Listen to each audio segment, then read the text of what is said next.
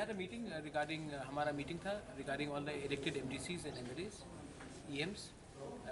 आने वाले 20-25 दिन के अंदर हमारा पार्टी को पूरा रिस्ट्रक्चर कर रहे हैं from primary level, block level, central level and core committee. हम पूरा लोगों को अब तिपरामथा में, YTF में और TWF में पूरा हम लोग रिस्ट्रक्चर करेंगे पार्टी को. और आने वाले दिन में हमारा जो आंदोलन है वो greater Tipraland constitutional solution, Kokborok script on village council election, जो customary law bills, land bills जो हमने गवर्नमेंट को दिया है, गवर्नर को दिया और अभी तक पास नहीं किए, उसके लिए हम लोग अपना आंदोलन शुरू कर देंगे.